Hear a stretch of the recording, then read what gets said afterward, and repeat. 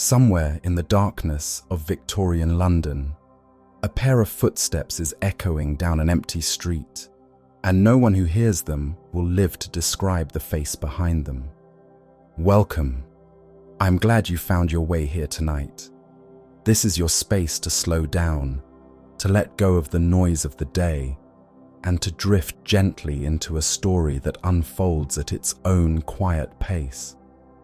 So get comfortable, settle into your pillow, and allow your breathing to soften as we begin. Before we go any further, tell me, where in the world are you listening from right now? I always find it incredible that, while this story takes place in one small corner of London, it's being heard across so many different places, at so many different hours of the night. And if you enjoy these long, immersive stories designed to help you relax and fall asleep, make sure to subscribe. There's always another journey waiting for you here, another night, another story, another world to drift into. Tonight, we step into the year 1888, into narrow streets lit by flickering gaslight, into a city divided between wealth and desperation, into a place where silence could mean safety or something far worse. Because in Whitechapel, something has begun. So close your eyes and let the story take you. We begin in the East End of London. London in 1888 was the capital of an empire that liked to imagine itself at the summit of civilization, discipline, and progress. Its great buildings, Parliament, St. Paul's, the Bank of England, the clubs of the West End, all seemed to declare that Britain had entered an age of order. Railways cut through the city, commerce roared along the river, gaslight spread over major streets, and newspapers carried the voice of London into every breakfast room and railway carriage. Yet the same city also contained a vast geography of hardship, and nowhere was that contradiction sharper than in the East End. In Whitechapel and Spitalfields, whole families might be packed into a single room. Lodging houses overflowed with the desperate and the transient. Work was uncertain, wages were low, and hunger could arrive with terrifying speed. Men and women lived close to the edge of destitution, and one missed day's pay or one night without the price of a bed could send a person into the street. Whitechapel was overcrowded, badly housed, and marked by chronic poverty. In this world, casual labor, drink, crime, and sex work formed part of the daily struggle for survival. To understand the story of Jack the Ripper, it is necessary first to understand that district, because the murders did not descend upon a blank map. They happened in a human landscape already under strain. Whitechapel was a place of markets, slaughterhouses, lodging houses, narrow courts, and alleys that seemed to twist into the dark. It was noisy by day and uneasy by night. Costermongers shouted, carts rattled, boots struck the pavement, children roamed, drunks swayed, and police constables kept up their rounds through streets where trouble could erupt suddenly and then dissolve into the maze.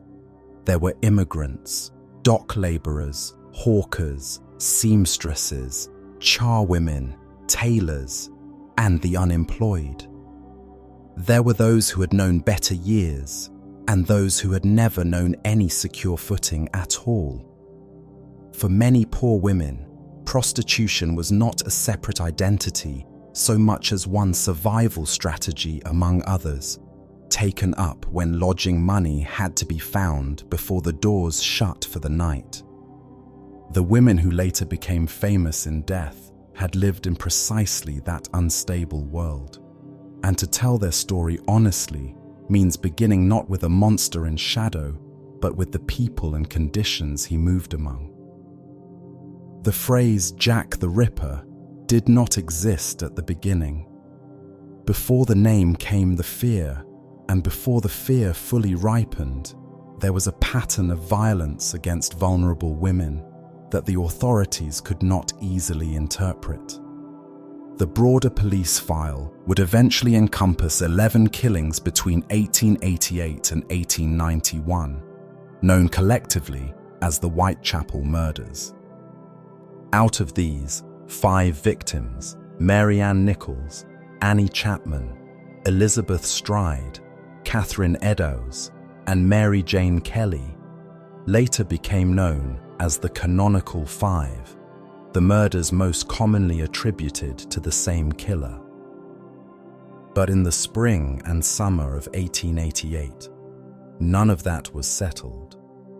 There was only a district where women were already unsafe, where assault was common, and where the line between one act of brutality and the beginning of a legend had not yet been drawn. One of the first names on the Whitechapel murders file was Emma Elizabeth Smith. In the early hours of the 3rd of April, 1888, she was attacked in Osborne Street. She managed, terribly injured, to return to her lodging house and later reached the London hospital, where she died. Smith reportedly said she had been assaulted by several men. Most later writers do not count her among the Ripper's victims, and for good reason. The attack appears different in character, more in keeping with gang violence than with the solitary pattern later associated with the unknown killer. Yet her death belongs to the atmosphere from which the Ripper story emerged. Whitechapel in 1888 was already a place where a poor woman could be savaged in the night, and where justice might trail hopelessly behind. The file that later became inseparable from the Ripper began with suffering that was real, even when it did not fit the later myth. Then came Martha Tabram, killed on August 7, 1888 in George Yard Buildings. She too is a disputed case, standing on the threshold between the wider Whitechapel murders and the murders usually assigned to Jack the Ripper himself. Tabram had been stabbed many times, and while the ferocity of the attack was unmistakable, the method did not match the throat-cutting and mutilation that would define the canonical series. Even so, her murder intensified anxiety. Another woman, poor, exposed, and vulnerable, had been butchered in the East End. Police searched, questioned, and speculated, but they were still operating without the sense that a distinct hand was moving through Whitechapel.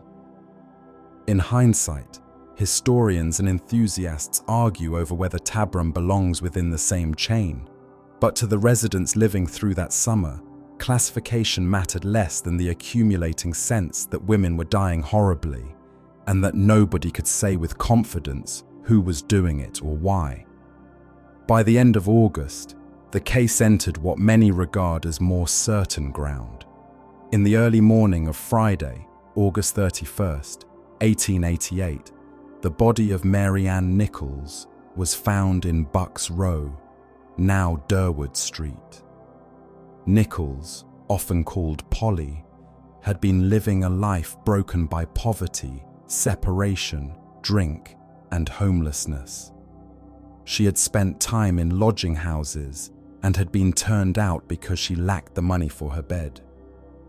Shortly before her death, she was seen walking through the night, trying to earn enough to secure a place to sleep.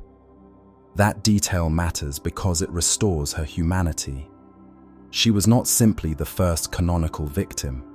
She was a woman navigating the brutal arithmetic of the East End, where a few pence decided whether a person lay indoors or in the street. Her killer found her in that condition of exposure. When Nichols was discovered, the injuries immediately stood apart in a way that previous Whitechapel murders had not. Her throat had been cut with deep violence, and her abdomen mutilated. This combination, the swift killing cut, followed by mutilation to the body, became central to the belief that a single murderer was now at work. The scene in Bucks Row was grim, not only for what had been done, but for what it suggested. This was not a robbery gone wrong, not an ordinary street fight, not even a random drunken assault. It looked methodical in its own savage way. It implied a killer who struck quickly in darkness and was willing, or compelled, to linger beside the body. With Nichols, the case ceased to feel merely like another East End atrocity. It became a mystery with a shape, however dreadful. The police investigation began in earnest, but Victorian policing had severe limitations. The Metropolitan Police Whitechapel Division took the lead, with Detective Inspector Edmund Reed among the principal officers, while the broader machinery of inquiry involved house-to-house searches, interviews, and the painstaking elimination of suspects. More than 2,000 people would eventually be interviewed, more than 300 investigated closely, and dozens detained. Yet this was an era before fingerprinting as a practical investigative tool, before modern forensic science, before reliable criminal profiling, before CCTV, before telephones were universal, before the kind of evidence chain modern audiences almost take for granted. The killer moved through a crowded district where many people were poor, many were transient, and witnesses were often uncertain, frightened, or compromised by drink and darkness. What the police had was manpower, routine, and determination, but not the methods that might have trapped such a killer quickly. The public, meanwhile, was beginning to sense something larger than an isolated murder. Whitechapel had long suffered from neglect in the eyes of more comfortable Londoners, but a murder with such mutilation forced attention eastward. Newspapers seized on the details. Sensations sold, and the East End offered journalists a ready-made contrast between imperial pride and urban squalor. The story could be framed as social tragedy, police failure, moral warning, or gothic horror. Reporters walked the district, interviewed residents, published rumors, and amplified fear. The idea of a hidden fiend in London's darkest quarter possessed an immediate dramatic power. The city had always harbored anxieties about what lay beneath its polished surface. Now those anxieties had a body on a slab in the mortuary. Still, after Nichols, the killer had not yet become Jack the Ripper. He was a dangerous unknown in Whitechapel, sometimes discussed alongside another figure of rumor and suspicion called Leather Apron, a name that circulated through the press and among residents before being tied, unfairly and briefly, to a local man who was later released. That episode is revealing.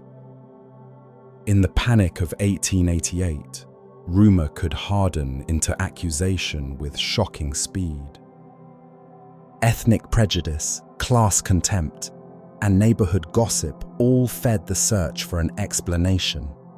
Whitechapel was heavily Jewish in parts, and suspicion could take ugly forms, directed not by evidence, but by fear. The hunt for the murderer unfolded inside a district already thick with mistrust. The unseen killer was terrifying enough. What followed in his wake was a city increasingly willing to imagine monsters anywhere. A week later, on September 8th, 1888, Annie Chapman was found dead in the backyard of 29 Hanbury Street. If Nichols had raised the alarm, Chapman drove it deeper into the nerves of London. Chapman too was a woman ground down by poverty and instability. Separated from her husband, in frail health, moving through the common lodging house world of Spitalfields and Whitechapel, she had spent her final hours trying to obtain money for a bed. In the morning light, her body was discovered with the throat cut and the abdomen mutilated more extensively than Nichols's had been. Part of the uterus had been removed. Here, the pattern intensified, and with it came a dreadful possibility that the killer might possess anatomical knowledge, whether from trade, slaughterhouse work, surgery, or simply repeated practice with a knife. Modern historians remain cautious about exaggerated claims of surgical expertise, but contemporaries seized on the idea because it made the murderer feel even more uncanny. Not merely a street thug, but a man who knew how to open the body. The Chapman murder changed the emotional temperature of the case. Now there were 2 killings in quick succession, similar enough to suggest continuity, and terrible enough to suggest escalation. Residents felt the pattern before officials could define it with certainty. Women in the district were afraid to walk alone. Men formed opinions, offered theories, muttered of butchers, lunatics, foreigners, doctors, sailors. Police patrols increased. Vigilance committees began to emerge, driven by local frustration and the belief that official efforts were not enough. The Whitechapel Vigilance Committee, later led by George Lusk, would become one of the best known, symbolizing both civic resolve and public exasperation. In the East End, fear did not remain an abstract newspaper mood. It altered nightly behavior. Streets already hostile after dark acquired a second darkness, the feeling that somewhere nearby moved a man who selected women on the edge of survival and reduced them to headlines. And it was not only Whitechapel that began to shudder. The murders touched a deeper Victorian anxiety about the hidden city. Respectable London liked boundaries between rich and poor, vice and virtue, civilized life and brute appetite. The Whitechapel murders mocked those boundaries. Here was a killer who made the capital of the empire appear helpless. He exposed how near wealth lay to misery, how fragile order could be, how little was truly controlled after midnight. Even the popular imagination of the time began to link the crimes with broader cultural nightmares. Robert Louis Stevenson's Dr. Jekyll and Mr. Hyde had already entered public consciousness, and the notion of a respectable exterior concealing a violent inner self seemed eerily apt.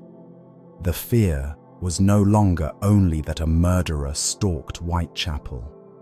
It was that modern London itself might contain, at its heart, a darkness not yet understood.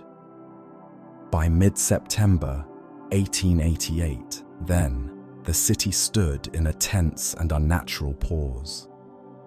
2 murders, Nichols and Chapman, had given the unknown killer a recognizable signature in the public mind, though not yet his immortal name. The police were under pressure. The newspapers were turning violence into national spectacle, and the East End was learning what it meant to live inside a story that the rest of Britain consumed from a distance. Every unlit yard, every narrow passage, every woman seen speaking with a man after midnight could now be imagined as the beginning of another atrocity. Yet the worst of the terror had not even arrived. The name, the taunting letters, the double event that would convulse London, all still lay ahead in the autumn darkness, waiting just beyond the edge of the lamplight. By the final days of September 1888, the air in Whitechapel had changed in a way that could not be measured, but could be felt by anyone who walked its streets after dark. It was not simply fear, though fear was everywhere. It was a tension that seemed to hum beneath the ordinary sounds of the district. The rattle of cartwheels, the murmur of late-night voices, the distant barking of dogs. The murders of Mary Ann Nichols and Annie Chapman had already forced people to reconsider what they thought they understood about danger. Violence was not new to the East End, but this was something else. There was a pattern now, or at least the strong suggestion of one, and patterns invite anticipation. People began to wonder not if another killing would happen, but when. The police presence increased. Constables pacing their beats with greater urgency, their eyes adjusting again and again to the dim, uneven glow of gaslight. Yet Whitechapel was not easily controlled. Its streets were too many, its alleys too narrow, its courts too concealed. A man could vanish into the dark with alarming ease, and even when officers passed within yards of one another, there were pockets of shadow in between where anything might occur unseen. The killer, whoever he was, understood that landscape. Whether by instinct or familiarity, he moved within it as though it belonged to him. In the early hours of Sunday, September 30th, 1888, that understanding revealed itself with terrifying clarity. The night began like many others, cool, restless, carrying the usual drift of late-hour activity. Men and women still moved through the streets, some seeking work, some seeking drink, some simply unwilling or unable to sleep. Among them was Elizabeth Stride, a woman whose life, like the others before her, had been shaped by hardship. She had once known more stability, but by 1888, she was living within the same precarious system of lodging houses and uncertain earnings that defined so many in Whitechapel.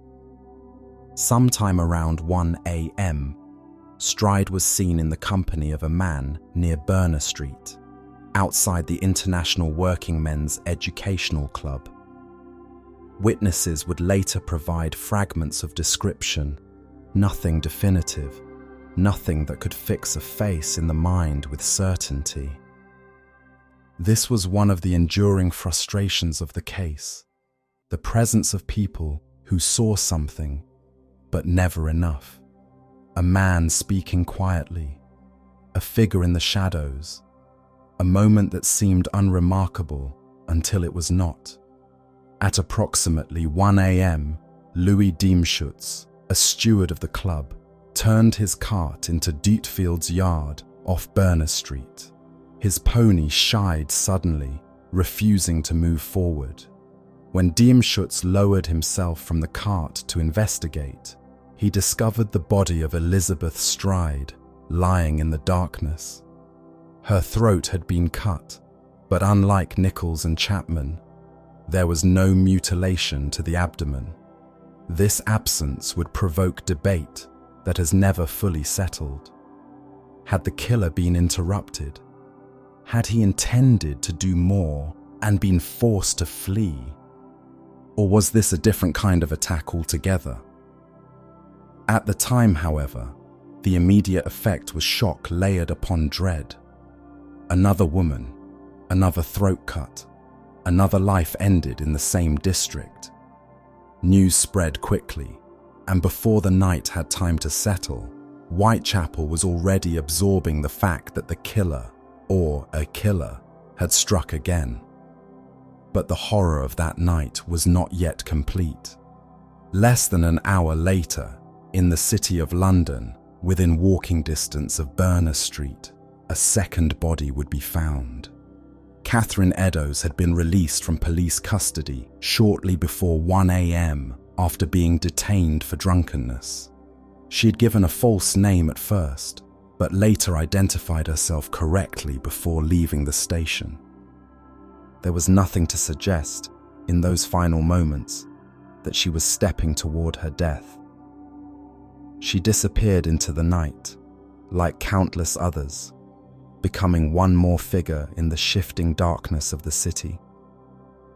At around 1:45 a.m., her body was discovered in Mitre Square by Police Constable Edward Watkins. The scene he encountered was far more severe than anything yet seen in the series of murders. Eddowes' throat had been cut, and her body mutilated with a level of precision and brutality that shocked even experienced officers. Organs had been removed, her face had been disfigured, and the violence appeared both deliberate and disturbingly controlled. The realization spread with staggering force. 2 murders in 2 locations within the span of a single hour. This became known as the double event, and it marked a turning point not only in the investigation but in the psychological impact of the crimes. Until that night, there had been a pattern forming, but now there was escalation, speed, confidence, and an apparent boldness that defied the growing police presence. The killer had struck twice in rapid succession, moving between jurisdictions, navigating the city with chilling effectiveness. For the authorities, the implications were deeply troubling. It suggested a man who was not only capable of killing, but capable of adapting. A man who understood risk, who could act quickly, and who could vanish even as the alarm spread around him. The distance between Dutfield's Yard and Mitre Square was not great, but the act of committing 2 murders within such a short time frame implied either extraordinary nerve or an urgent compulsion, or both. For the public, the effect was immediate and overwhelming. Newspapers seized upon the double event with intensity, their headlines amplifying the sense that London was facing something unprecedented. The idea of a single killer operating with such audacity captured the imagination and the fear of the city. It was no longer possible to dismiss the murders as isolated tragedies or even as a simple pattern. This was something active, something moving, something that could strike again at any moment. And it was in the aftermath of this night that the case began to acquire its most enduring identity. On September 27th, just days before the double event, a letter had been received by the Central News Agency. Written in red ink, it was signed Jack the Ripper.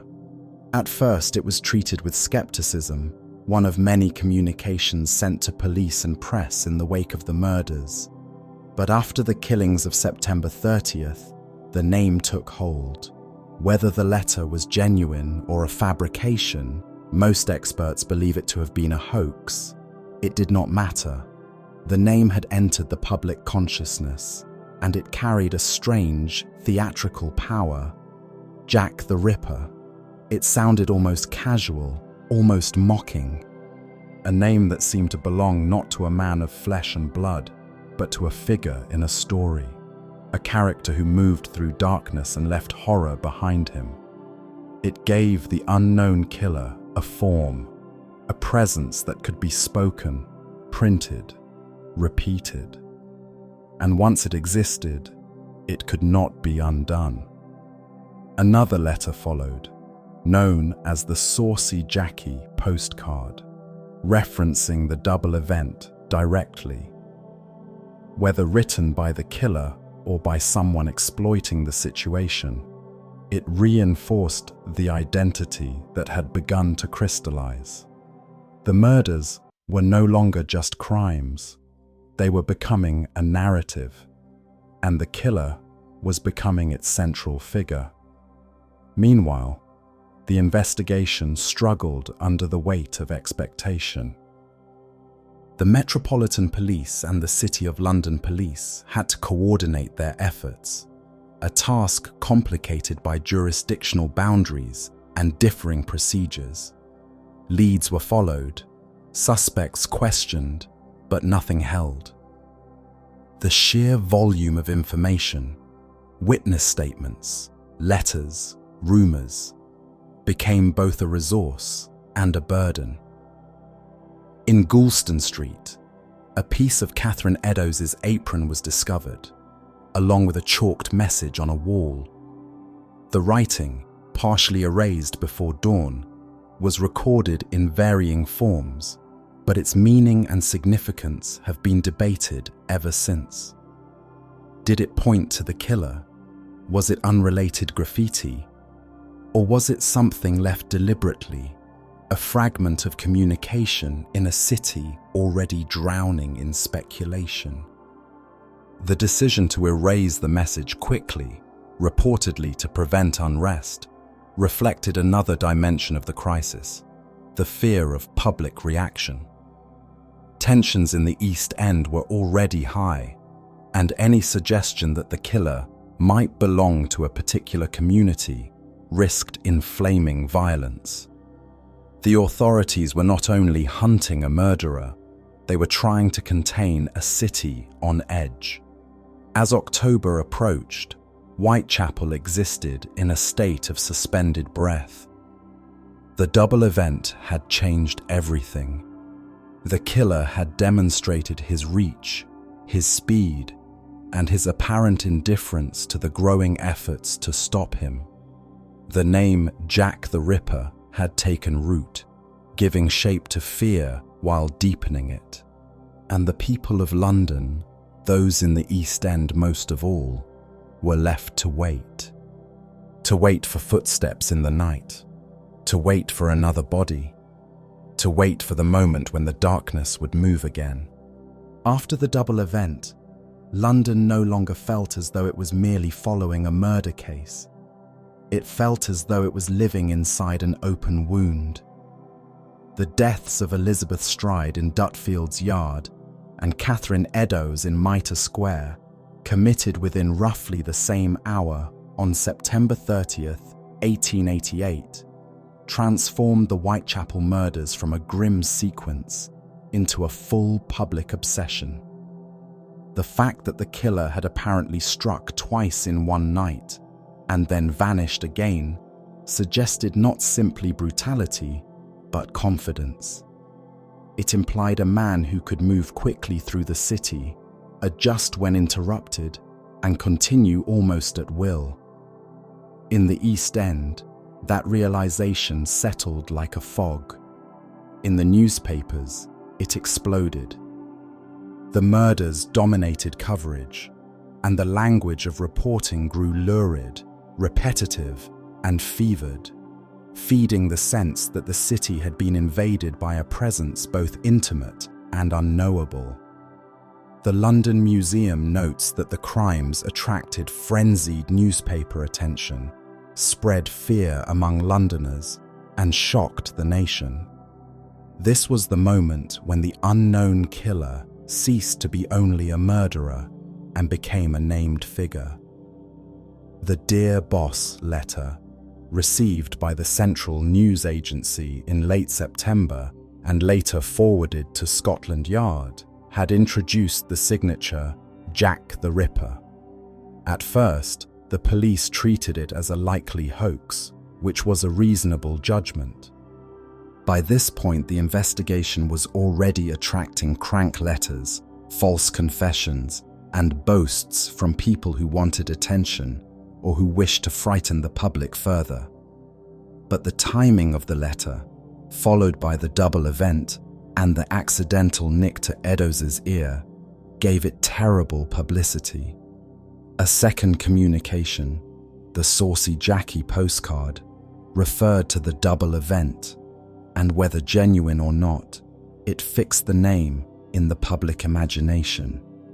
The National Archives and surviving police material make clear that the letters themselves became part of the problem the investigators faced, not because they solved anything, but because they complicated the search with noise, theatrics, and public fascination.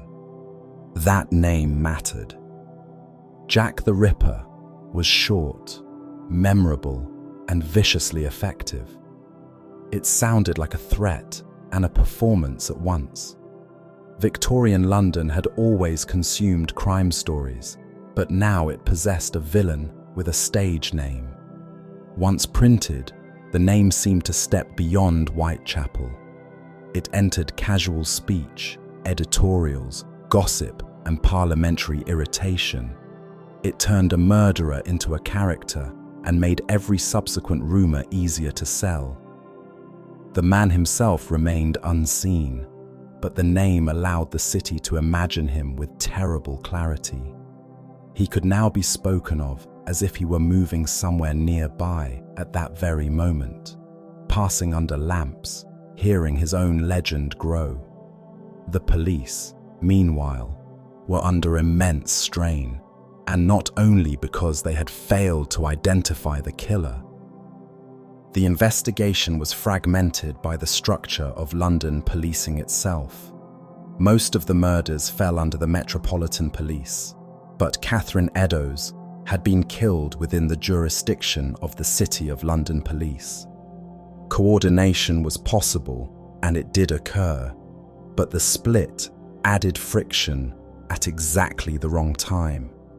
The National Archives teaching material on the case specifically highlights that police correspondents examined the need for closer communication between the forces and the methods used to catch the murderer, including house-to-house inquiries and other practical efforts that now seem both familiar and painfully limited.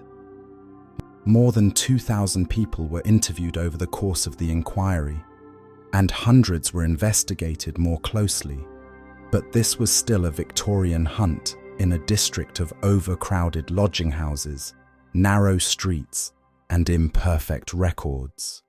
The surviving evidence shows not a lazy investigation, but an overwhelmed one.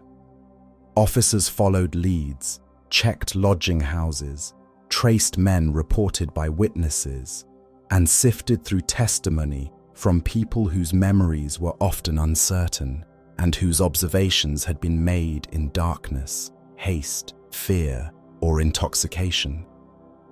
There were no fingerprints in practical use for British criminal detection, no blood typing, no modern forensic pathology, no cameras preserving a street scene before contamination, and no reliable way to determine whether one witness's respectably dressed man was the same as another's.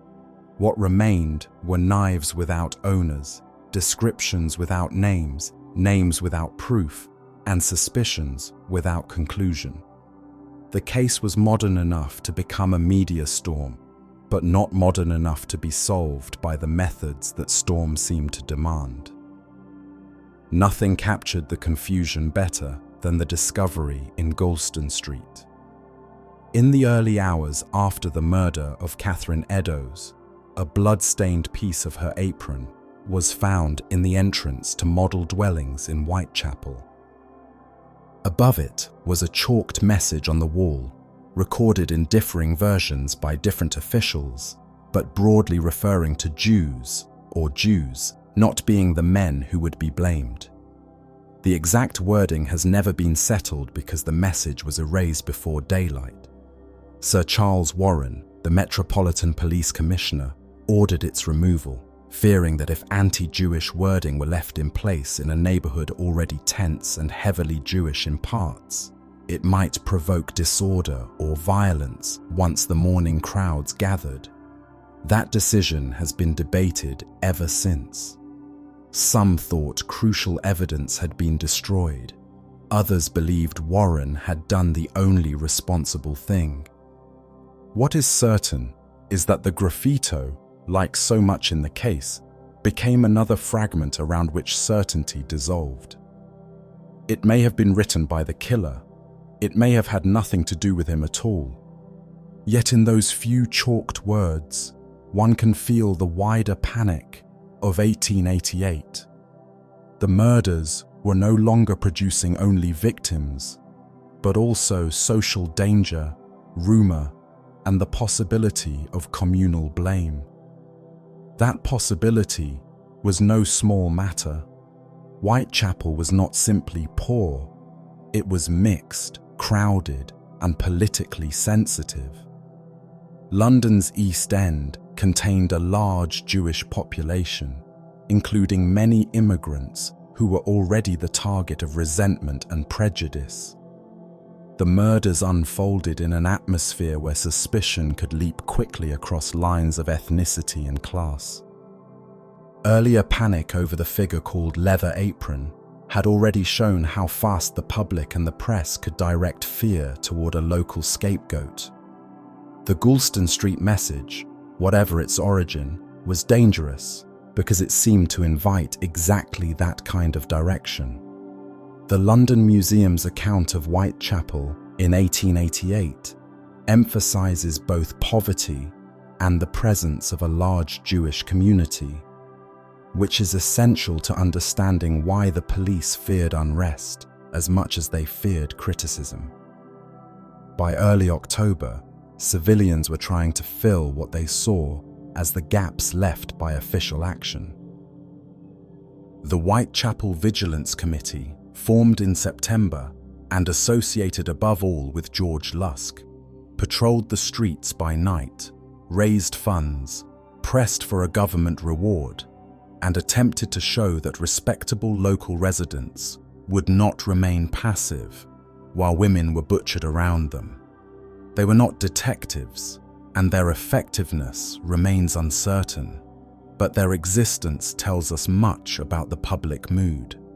The people of Whitechapel did not merely read about the murders, they breathed them. They closed shutters earlier, they listened for footsteps, they argued about strangers. They felt, with mounting anger, that the state could police processions and public order, but could not protect women in the labyrinth where the poor actually lived. Contemporary material and later historical accounts both show the Vigilance Committee as an expression of civic frustration as much as civic duty. Ideas for catching the killer grew more desperate and more inventive. One proposal was to use bloodhounds. Another was to increase plainclothes patrols. Others suggested disguising officers, offering pardons to accomplices, or watching slaughterhouses and lodging houses more closely. The National Archives education file includes police correspondence about bloodhounds, police boots, rewards, pardons, and the need for more coordinated measures, which gives a vivid sense of a force trying many things without possessing the one thing it most needed, a clear path to the killer. The image often presented in later retellings is one of total incompetence, but the documentary record suggests something closer to institutional frustration. They were searching a district whose very density protected the man they sought. Then, in mid-October, the case took another grotesque turn. On October 16, 1888, George Lusk received a small box accompanied by a brief note that began, "From hell." Inside was half of a human kidney preserved in spirits. Because Catherine Eddowes had had a kidney removed, the package immediately drew horrified attention.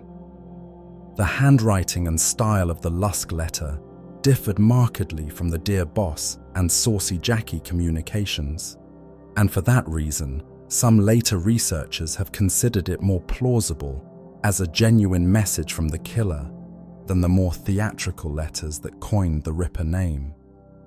Others regard it as yet another hoax, perhaps by a medical student or prankster with access to anatomical material. Even at the time, certainty was impossible. What mattered in Whitechapel, though, was not whether experts would argue over the kidney for the next century. What mattered was that the murders now seemed to spill out of the alley and onto the doormat. The killer, or someone pretending to be him, had reached through the postal system and placed a relic of the slaughter in the hands of a local vigilante. The boundary between street terror and intimate mockery had vanished. The story of the kidney helped deepen the sense that the killer possessed anatomical knowledge. But historians remain careful here. The mutilations on Nichols, Chapman, Eddowes, and later Kelly certainly suggested familiarity with cutting into the body, and some contemporary observers believed the murderer had surgical skill. Others thought the wounds were consistent with the rough knowledge of a butcher, slaughterman, or someone who had simply done this before. The London Museum summary states that 4 of the bodies were mutilated in a way that suggested an understanding of the human body, which is a measured formulation and probably the safest one. Victorian commentators often leapt from understanding to medical man, but the evidence does not justify confidence at that level. The mystery invited class assumptions too easily, as though only a doctor could produce horror with a knife, when in fact, East London held many trades in which cutting flesh was no novelty. By October, the case had also become politically embarrassing. Sir Charles Warren was under pressure from the press and from within government, though his eventual resignation in November was tied not only to the murders, but also to broader tensions between him and the Home Office. Even so, the failure to catch the Whitechapel murderer became inseparable from public judgment of his leadership. The police could patrol, interview, and speculate, but each day without an arrest seemed to prove helplessness. That was especially damaging in a city proud of its institutions. The case made London look vulnerable, and vulnerability, when exposed before the national press, quickly became scandal.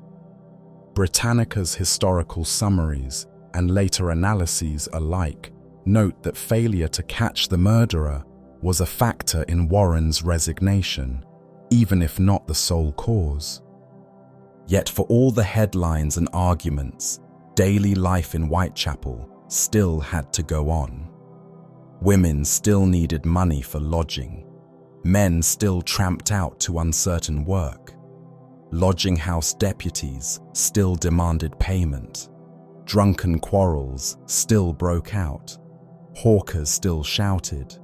The East End did not freeze, it endured. That continuity is important because later legend tends to drape the district in a permanent midnight, as though the whole of London became a Gothic stage set. It did not. It remained painfully real. The terror existed inside ordinary life, not instead of it. A woman could leave a lodging house in need of 4pence and by morning become part of world history. That is one reason the case continues to disturb. The victims were not selected from some grand melodrama. They were selected from life at its most exposed. And still, the killer was not finished. Through October, the city waited, not calmly, but with a kind of exhausted anticipation. Every suspicious man became a possibility. Every shouted argument in the street drew a glance. Every false alarm traveled. The newspapers, by now utterly entangled with the case, amplified each development, but they also began to create the very emotional climate they reported.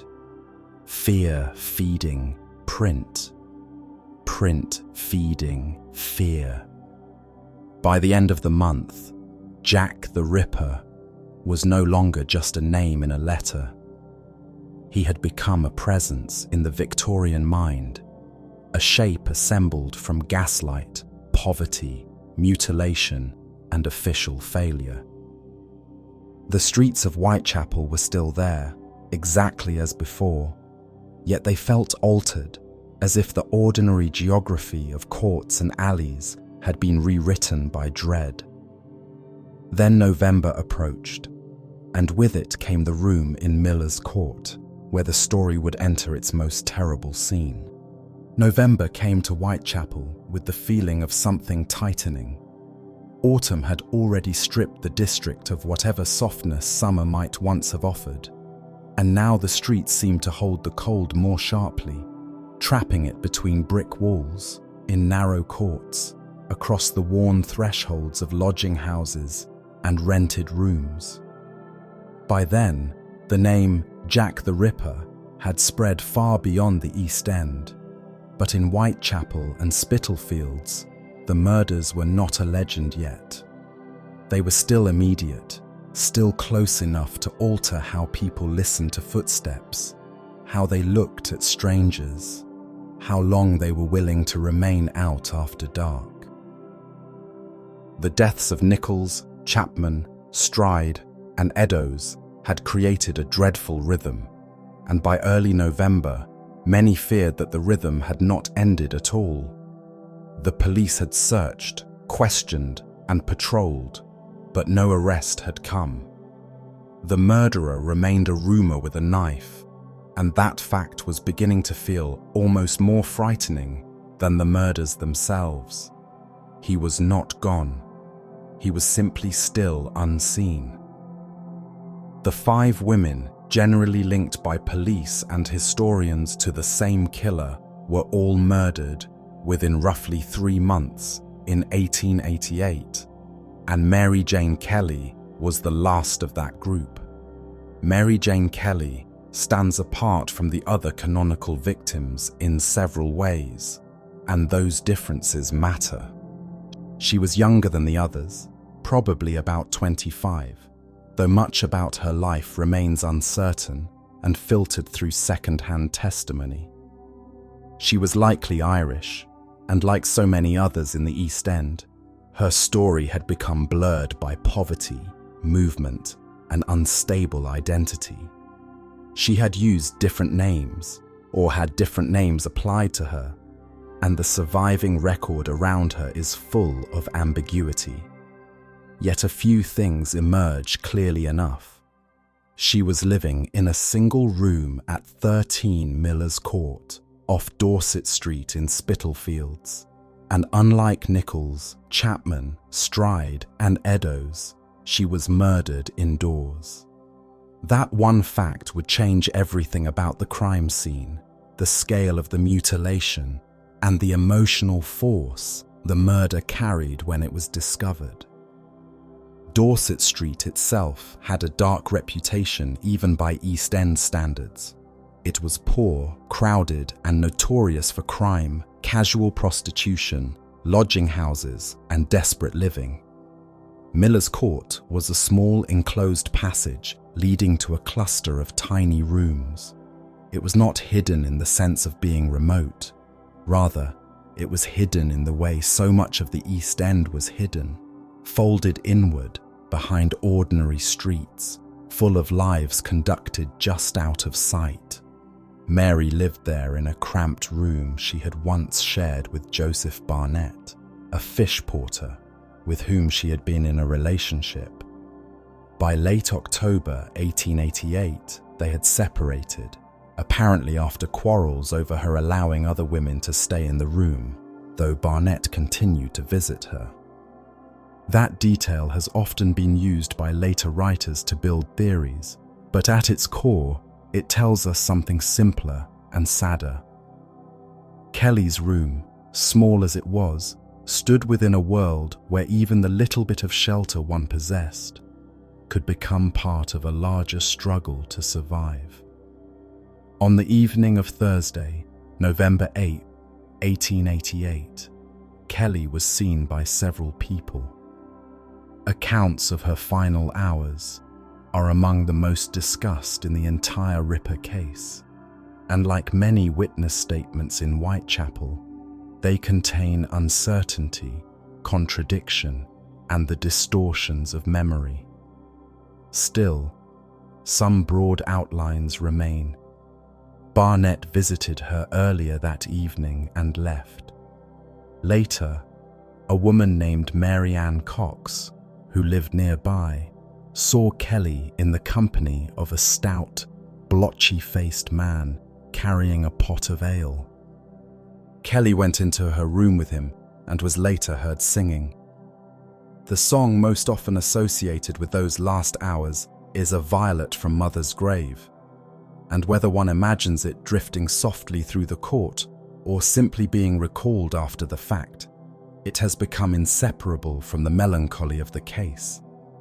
It is one of those tiny surviving human details that prevents Mary Jane Kelly from dissolving into forensic memory alone.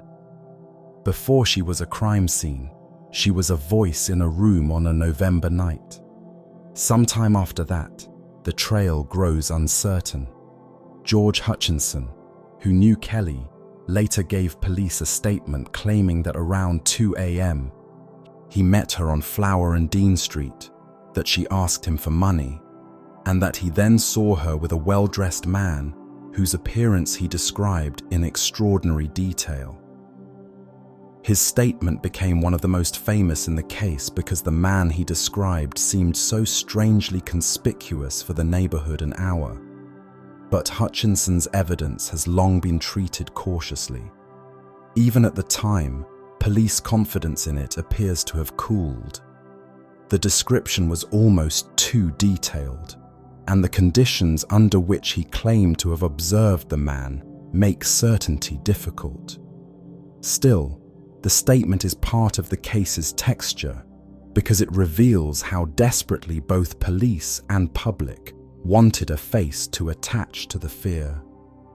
Again and again, the investigation approached clarity and then fell back into darkness. What seems likeliest is that Kelly was killed in the very early hours of Friday, November 9th. Witnesses later reported hearing a cry of murder from the direction of Miller's Court at around 3:30 or 4 a.m. But such cries were common enough in the district that no one treated it as a clear sign of catastrophe. That detail is among the most haunting in the whole Whitechapel story. It suggests not indifference in any moral sense, but the brutal normality of distress in that environment. To hear a woman cry out in the night was not, by itself, extraordinary. Whitechapel had become so accustomed to alarm that real danger could pass unchallenged, simply because it sounded too much like ordinary life. If the cry did come from Kelly, then the one moment that might have signaled the truth disappeared into the general noise of suffering. Her body was discovered later that morning after her landlord's assistant came to collect rent. Kelly had fallen behind, and in that too, there was nothing unusual. When no answer came from inside the room, a window was peered through, and the sight that met the eye was so terrible that it fixed itself instantly in the memory of the case, and eventually in the history of crime itself. Mary Jane Kelly had been murdered in her bed, and because the killer had the privacy of an indoor room, he had far more time than in the previous murders. The mutilations inflicted upon her body were vastly more extensive than those seen on the earlier victims. Her throat had been cut, and the injuries to the body showed prolonged and concentrated violence.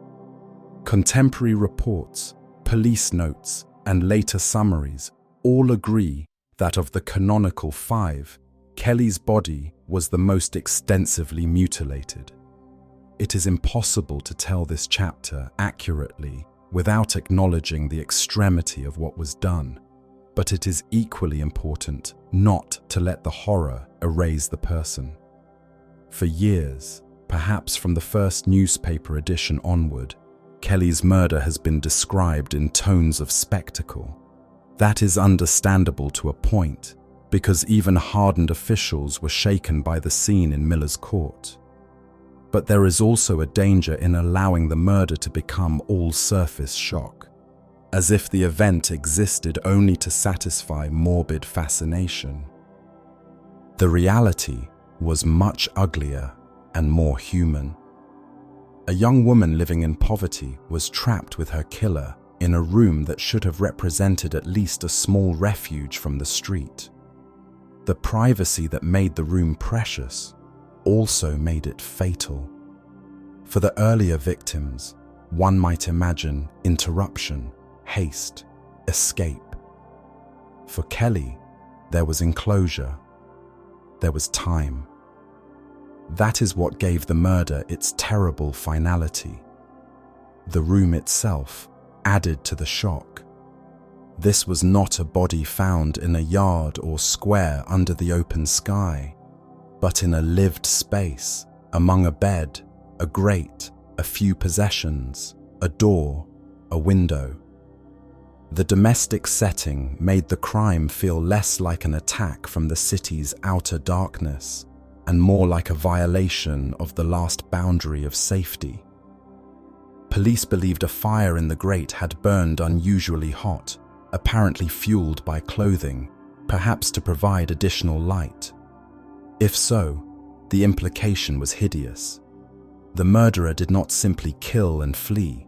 He remained in the room, moving by candlelight or firelight, using the privacy around him with monstrous composure. One can see why the murder of Mary Jane Kelly was often treated, even by contemporaries, as the climax of the series. It seemed to show the killer at full confidence, or full frenzy, or both at once. When officials entered Miller's court, they were not just facing another death in the same chain. They were facing a crime that appeared to redefine the scale of the threat. If the same man had killed Nichols, Chapman, Stride, and Eddowes, then Kelly's murder suggested that he had either grown bolder or found circumstances that allowed his violence to unfold much more completely. Because the crime occurred indoors, modern historians generally resist reading the increased mutilation simply as proof of escalating madness. Opportunity matters. The killer had more time and less risk of interruption than in the open street. That point is crucial because it reminds us that even in horror there is context. The murder was not just an expression of savagery, it was also shaped by setting. Miller's court gave the killer what Whitechapel's alleys had not: privacy. The discovery stunned the police and the press alike. Newspapers described the murder in language of unparalleled atrocity, and the public response mixed revulsion, fascination, and despair. By now, the case had become a national obsession, but Kelly's death intensified it further because it made previous horrors look almost preliminary. People who had followed every development now encountered a level of violence that seemed to exceed even the grim logic already established by the Ripper murders. The city had hoped, after the double event, that sheer publicity and police pressure might corner the killer. Instead, he had found a room and produced the most appalling scene of all.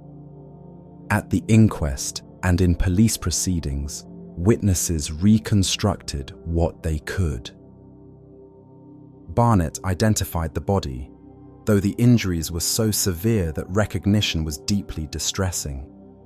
Testimony outlined Kelly's life in Miller's court, her relationship with Barnett, the visitors seen near her room, the cry heard in the night.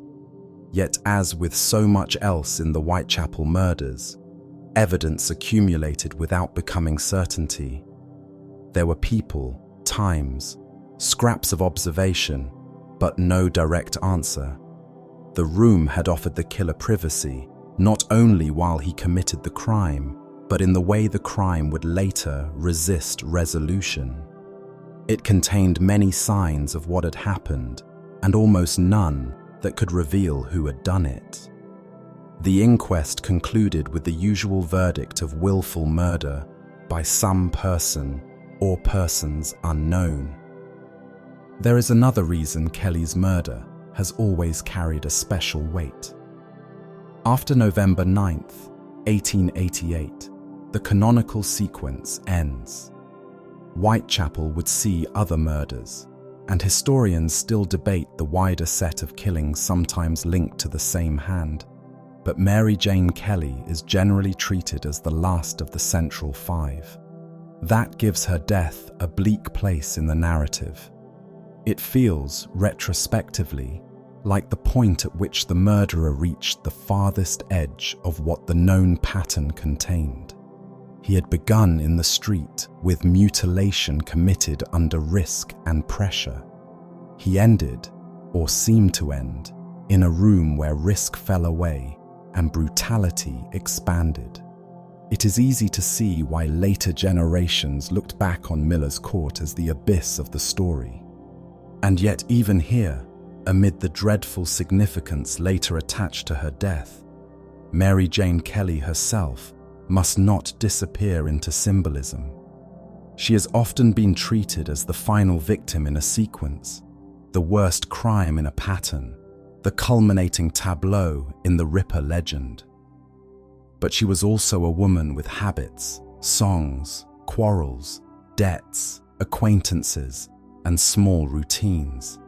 She lived in a hard world and tried, as others did, to make one more day in it.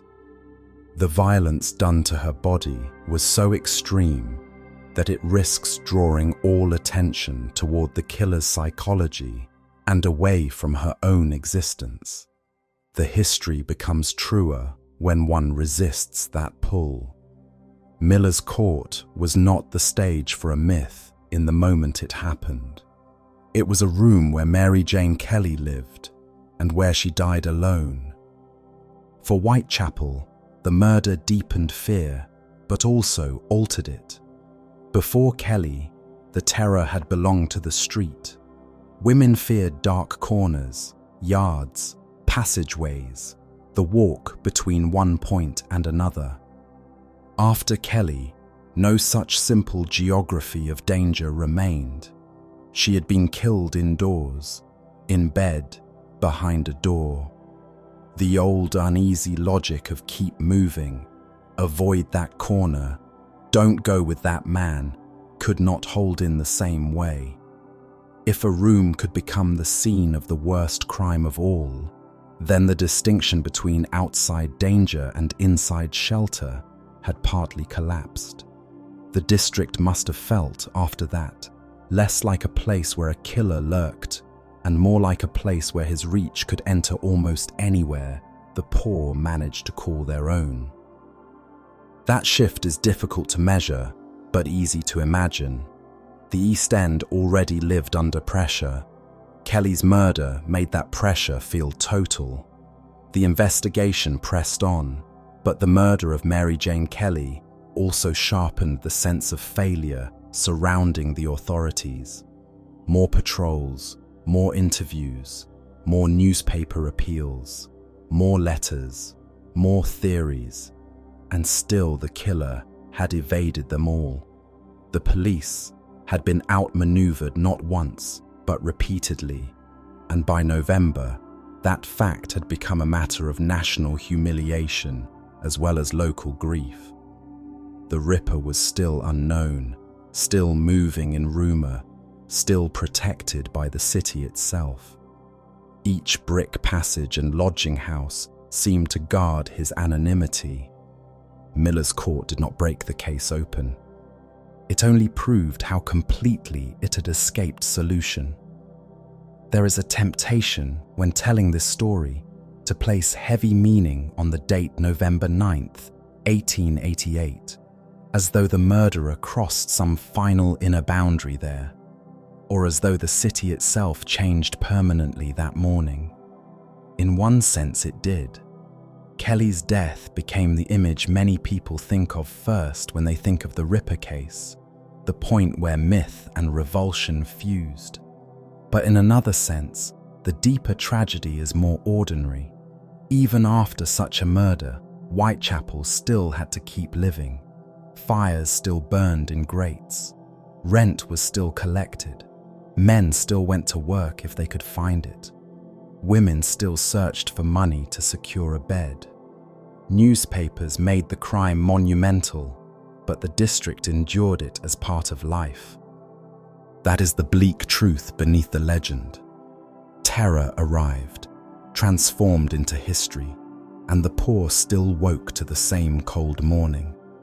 Mary Jane Kelly's murder is often told as the climax of the Ripper story, and in terms of violence and narrative force it is. But it is also the point where the story begins to turn from slaughter toward uncertainty.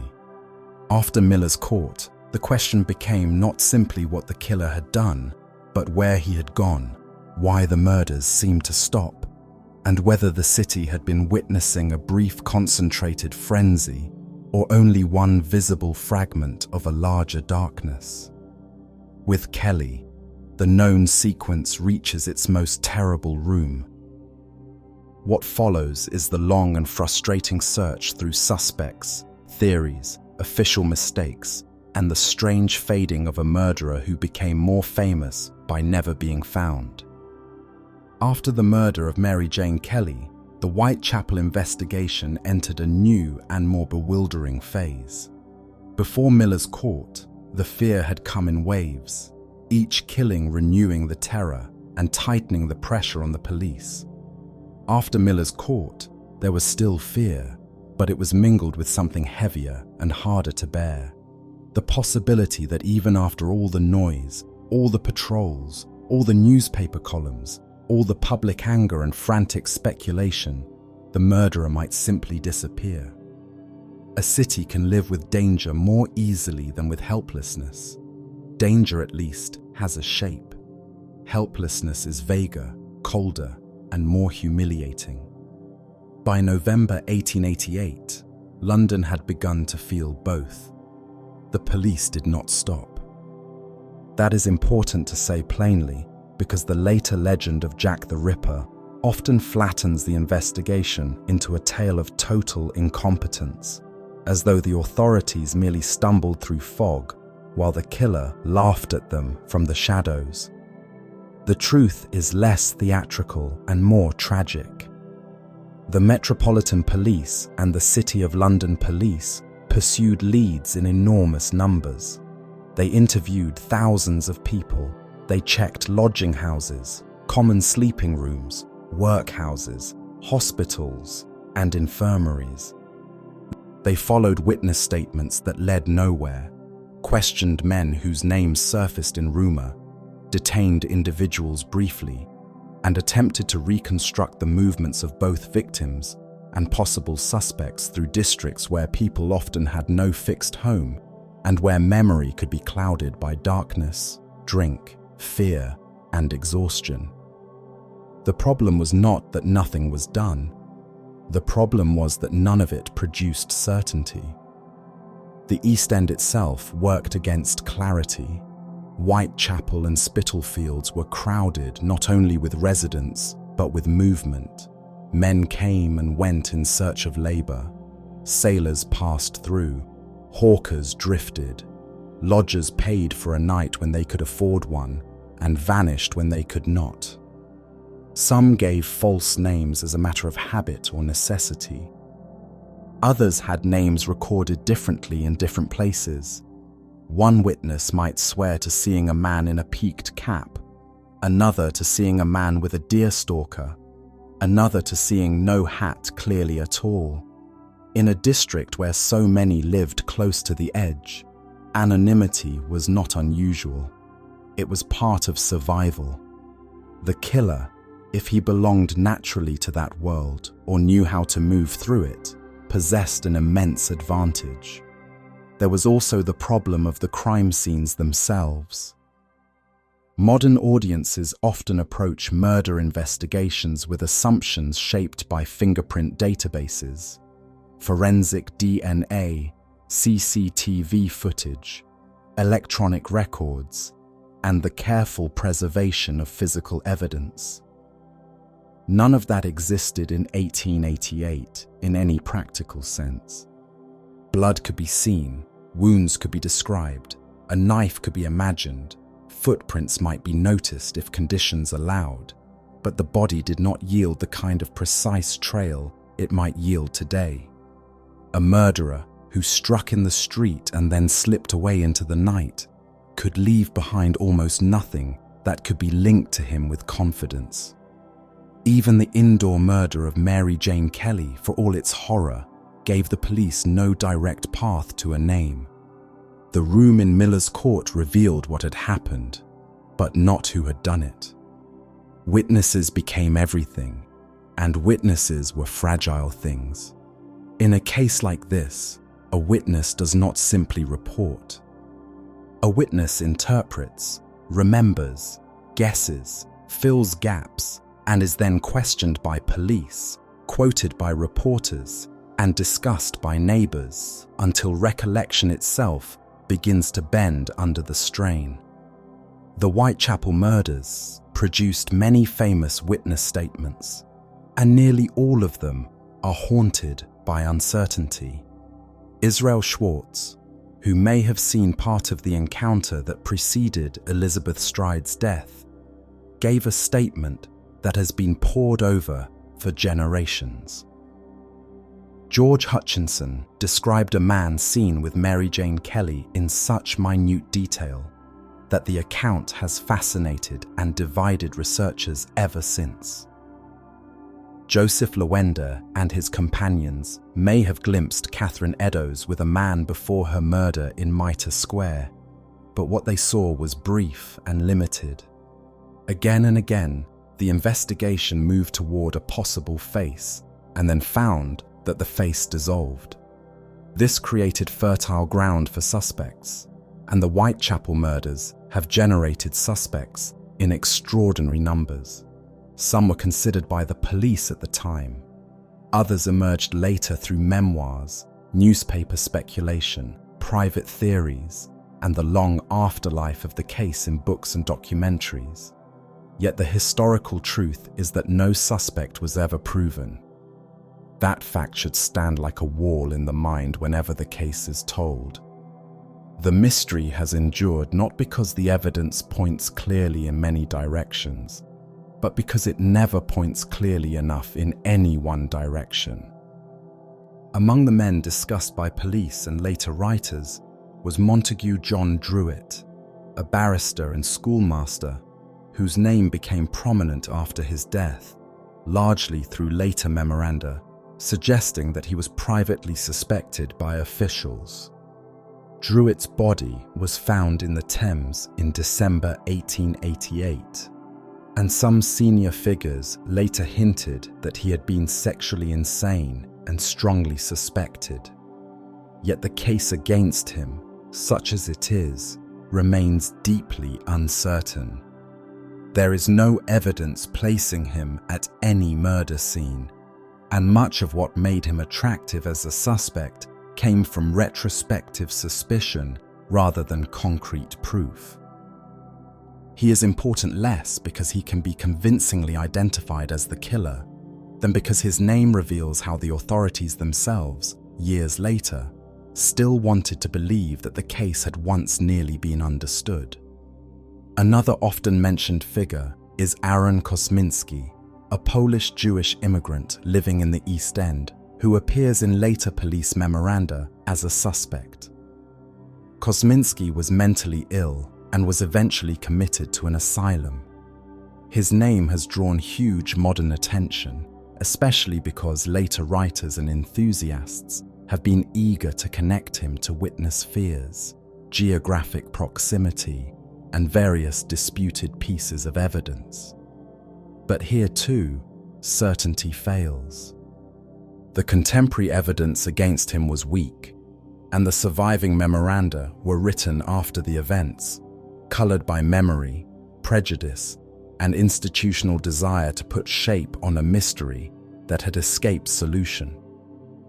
Kosminski's Jewish identity has also made his case especially delicate, because suspicion in 1888 was never free from the anti-immigrant and anti-Jewish tensions already alive in Whitechapel. one must be careful not to inherit those distortions uncritically.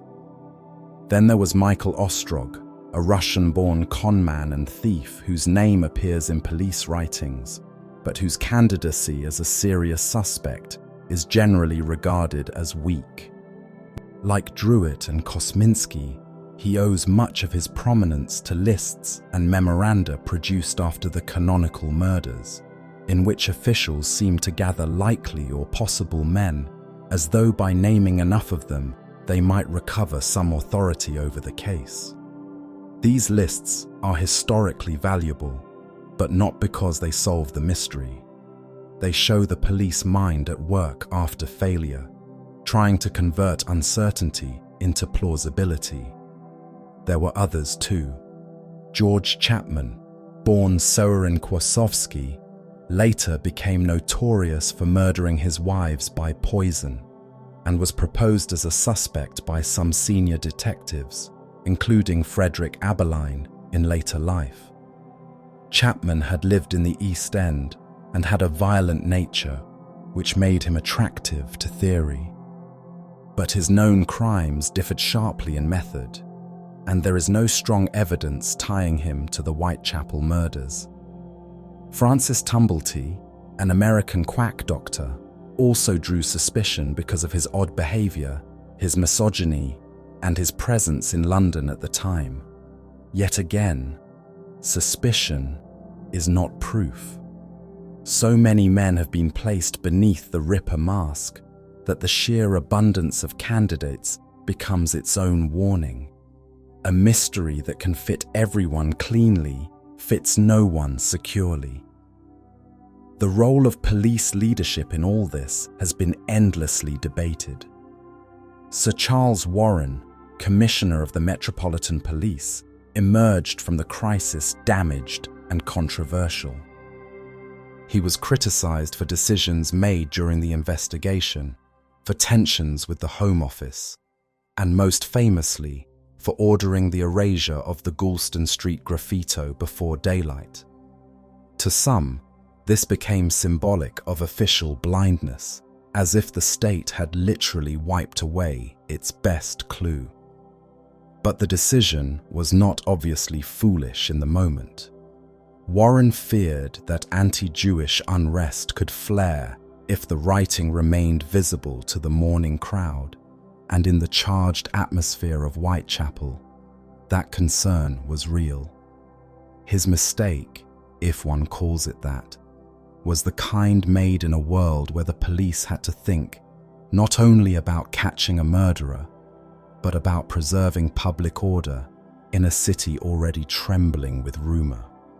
Warren resigned in November 1888, soon after the murder of Mary Jane Kelly, though the reasons involved more than the Ripper case alone. Even so, public memory fused his departure with the murders. It seemed like an admission that the machinery of authority had failed. In one sense, that was unfair. No resignation could change the fact that the killer had exploited precisely those conditions that made policing difficult. In another sense, it was inevitable. London wanted someone to bear the weight of failure, and the invisible murderer could not be punished, so the visible institutions around him had to absorb the blame. Within the investigation itself, individual detectives acquired reputations that still cling to the story. Frederick Aberline, who had previously served in H Division and knew Whitechapel well, is often remembered as one of the most capable officers connected with the case. There is some justice in that reputation. He understood the district and worked hard on the inquiry, yet even the best detective cannot conjure certainty from darkness. Aberline's later opinions about suspects, like those of other retired officers, are interesting precisely because they are opinions formed in the long shadow of failure. They tell us what experienced men came to believe, not what they could prove. The press made everything harder. Newspapers were not merely reporting on the investigation, they were shaping it.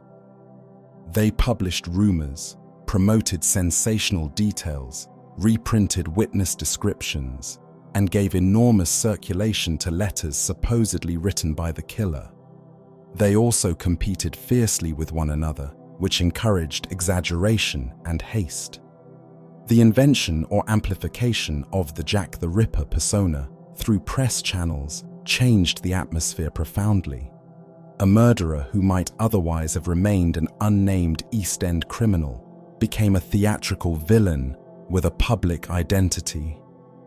That identity drew more letters, more cranks, more false confessions, more amateur theories, and more pressure on the police to respond to every fresh possibility.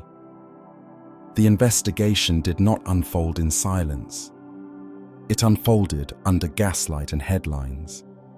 There is a temptation to think of the famous letters as a game played by the killer, but that is far from certain.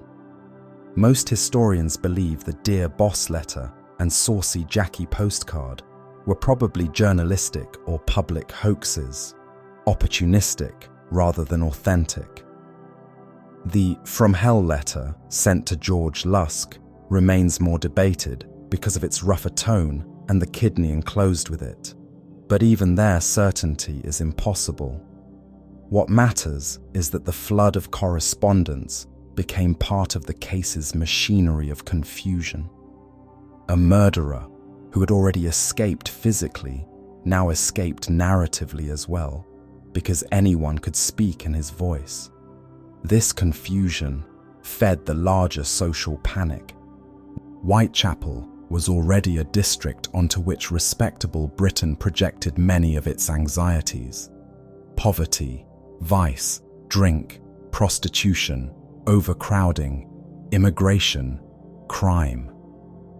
The Ripper murders seemed to gather all those anxieties into one ghastly symbol.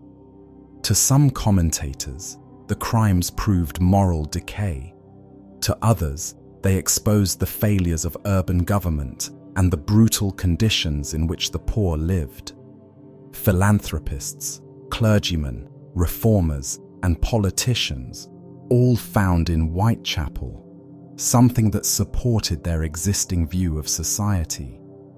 In this sense, the investigation was never purely about a murderer.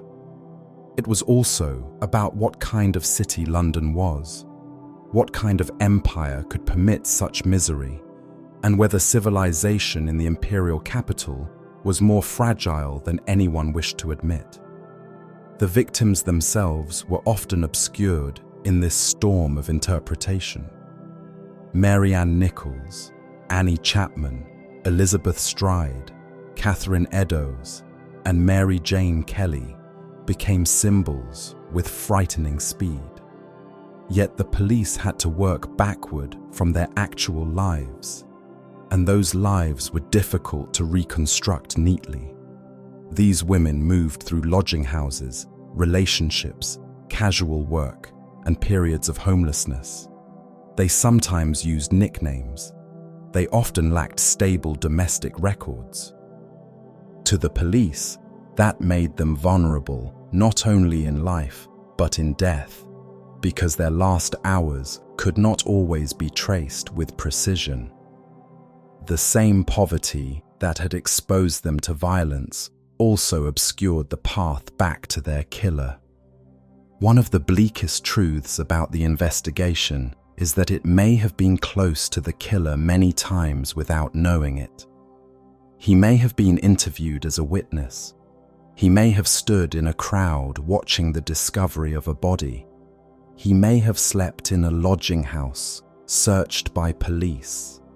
He may have read the newspapers with satisfaction or fear. He may have been ordinary enough in appearance to pass through memory untouched. This possibility gives the case much of its lasting chill. The unknown man is not frightening only because he killed. He is frightening because he may have looked like no one in particular. Why did the murders stop, or seem to stop, after Mary Jane Kelly? That question became part of the investigation almost immediately. and it has never been answered. One possibility is that the killer died, was imprisoned for another offense, was confined to an asylum, left London, or changed his circumstances in some way that reduced opportunity. Another is that the canonical sequence is too neat, and that related killings before or after Kelly have been excluded or disputed. The broader category of Whitechapel murders includes other women, such as Rose Mylett, Alice Mackenzie, and Frances Coles, whose deaths have at times been considered as possible continuations or echoes. Yet the historical mainstream remains cautious. The 5 canonical murders share enough features to stand together. Outside them, confidence weakens. The end of the sequence may mean the killer stopped. It may mean only that the pattern became less visible. That uncertainty haunted the investigators, because it meant they could not even know whether the threat had passed. The failure to identify Jack the Ripper also altered the culture of detection itself. Victorian Britain prided itself on rationality, administration, and public order. Yet here was a case that seemed to mock those virtues. The murderer slipped through the mesh of modern city life and left behind not a solved crime, but a legend. The police were left with memoranda, suspect lists, and instinctive theories. The public was left with dread. The newspapers were left with a story too profitable to let die quietly. Out of that combination came something larger than a case file. It became an enduring narrative of failure, and failure always invites reinvention. In the months and years that followed, retired officials and senior administrators sometimes implied that the truth had nearly been grasped, that a certain suspect had been strongly believed guilty, that reasons of delicacy or lack of proof had prevented action. These hints are among the most seductive parts of the Ripper afterlife. They invite the reader to believe that the answer sits just behind a curtain, but they also reveal something human and understandable. People hate unresolved horror. Men who had served the state, who had watched the case consume the city and then pass into legend, wanted to believe that it had not been wholly shapeless. They wanted a name, even if only in private. Yet history is not obliged to soothe that desire. The honest record leaves us with fragments, a few witness statements, a few medical observations, a crowd of suspects, a torrent of rumor, a set of institutions trying and failing to impose order on violence that moved too quickly and left too little behind. This is what makes the Whitechapel investigation so haunting. It was not a puzzle whose missing piece has merely been misplaced. It may be a puzzle that was never complete enough to solve. By the close of 1888, the murders had already begun to turn into memory, even while the fear still lingered. Whitechapel continued to live, but under a shadow now attached to its name. The police continued to work, but with diminishing hope of a dramatic breakthrough. The city continued to speculate, but speculation had started to harden into mythology.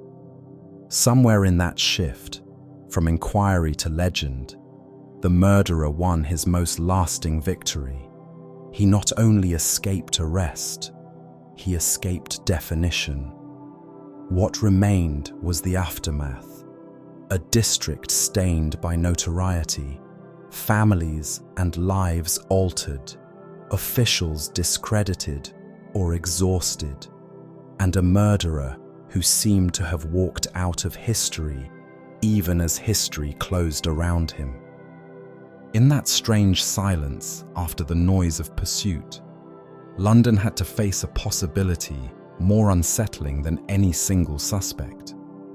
It had to face the possibility that Jack the Ripper, whoever he was, would never be known at all. After the murder of Mary Jane Kelly, the story of Jack the Ripper began to change its shape.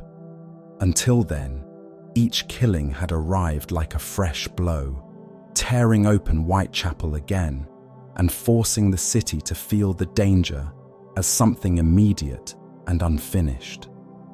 After Miller's court, there was no such new certainty. There was fear, yes, and vigilance, and rumor, and official effort, but there was also a strange hollowing out of the case. The known sequence, at least as later history would understand it, had reached its most terrible point. And then, instead of a capture, a confession, or some dramatic confrontation in a London street, there came something far more difficult to endure: silence. That silence was not complete. Whitechapel did not suddenly become peaceful, nor did public anxiety vanish in a single turn of the calendar. The East End was still poor, still overcrowded, still exposed to many forms of violence. Women were still vulnerable. Men were still suspicious of strangers. Police still walked their beats with the memory of those autumn nights pressing hard on their minds. But the rhythm of the murders seemed to break. The city had expected either another killing or an arrest. What it received instead was uncertainty stretched over time. This is one of the most unsettling parts of the whole history, because it resists the dramatic instincts of storytelling. A killer who appears, terrifies a city, and then disappears without explanation leaves behind a different kind of wound than a killer who is hunted down. There is no final chase, no courtroom, no last revelation to bring the scattered details into order. There is only a district still alive with memory, and a public forced to decide whether the danger has ended or merely changed its pattern. In the weeks after Kelly's death, the police continued to investigate with seriousness, but the nature of the investigation had altered. Earlier, officers had worked under the pressure of imminence. Another murder could happen any night, perhaps any hour, and every suspicious sighting seemed potentially urgent. After November 9th, the inquiry became more retrospective. Attention turned even more heavily toward suspects, toward past movements, toward witness statements already taken, toward reviewing whether some overlooked clue had passed unnoticed in the rush. It is a cruel feature of unsolved crimes that once the immediate crisis begins to fade, every earlier moment takes on a new, painful sharpness. Why was that man not followed longer? Why was that witness not pressed harder? Why was that lodging house not searched more thoroughly? Why did that letter receive attention and not another? Why did no one hear? Why did no one know? But hindsight is not evidence. It is only pressure applied backward. Whitechapel, meanwhile, remained a place with its own daily demands. The poor could not devote themselves entirely to fear because survival consumed too much of each day. Lodging money still had to be found, work still had to be sought, meals still had to be managed somehow, rent still came due. Illness and cold still entered rooms more reliably than comfort did. That continuity matters because the later legend of the Ripper tends to drape the East End in permanent nightmare, as though the entire district became one long shudder. In truth, dread had to coexist with routine. People went on because they had no choice. There is something deeply sad in that. Even the most famous unsolved murders in British history did not suspend the necessity of earning a crust of bread or finding the price of a bed for the night. Yet the murders did leave marks that were not so easily absorbed. Whitechapel's reputation darkened further. For many outside observers, the district became less a real neighborhood than a symbol, a landscape onto which fears about poverty, vice, immigration, prostitution, and urban degeneration could all be projected at once. Long before the Ripper murders, the East End had been treated in many respectable circles as a place of moral and social trouble. After 1888, that view hardened. Whitechapel was no longer just poor. It was the place of the Ripper. Its streets acquired an almost mythic stain in the public imagination. That change in reputation carried consequences. The murders intensified existing prejudices and gave new force to social commentary. Some saw the crimes as evidence of moral collapse among the poor. Others saw them as proof that society had abandoned the poor to conditions in which such horrors could flourish.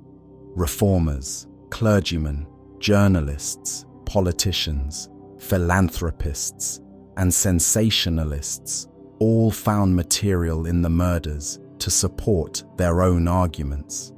For some, the lesson was that vice needed stronger control. For others, the lesson was that poverty itself was the scandal.